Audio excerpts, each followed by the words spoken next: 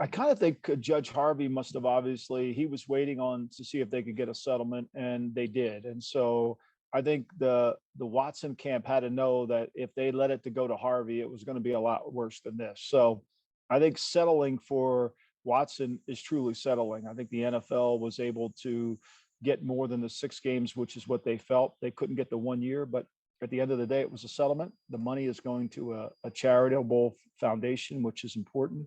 So hopefully this moves behind us. And I would think Watson will again apologize, which he should. Oh, it's going to carry him with him forever. I mean, it's not going to go away.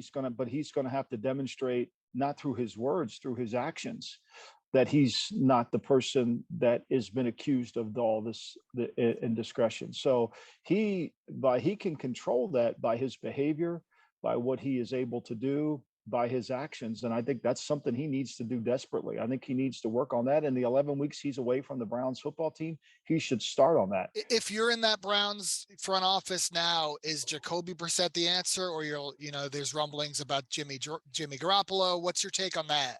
Well, I would go after Jimmy because I've had Jacoby Brissett. I think he's a great kid, but I think you need to have somebody 11 games. Now, look, he's just not going to walk back into Berea, Ohio after 11 games and Deshaun Watson's going to magically become a great player. Like that just doesn't happen. Football's a game of practice. That's why we practice in football.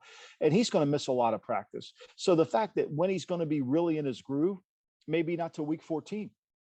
And that's 14 games. So, or 13 games at least. So to me, if I were the Browns, I know this is a little bit of a disruption, but you can go get Garoppolo and save your season. Now, the Browns are probably going to say, look, we can run the ball. We'll play good defense. Brissett won't lose the game for us. Okay, that's great. But that's going to be hard to win games, especially close games against a good Baltimore team, against a good Cincinnati team, and an improving Pittsburgh team. I would make the Garoppolo move. And I believe, correct me if I'm wrong, where you were in New England with Jimmy G, right? So We know what drafted they him. would be getting.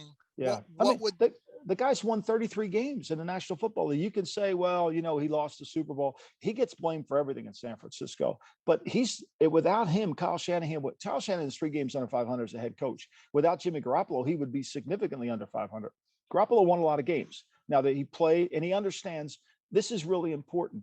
The offense being run in Cleveland is the same terminology as the offense in San Francisco. Garoppolo could walk into Cleveland tomorrow, and then within about a week, he would really be able to execute their offense.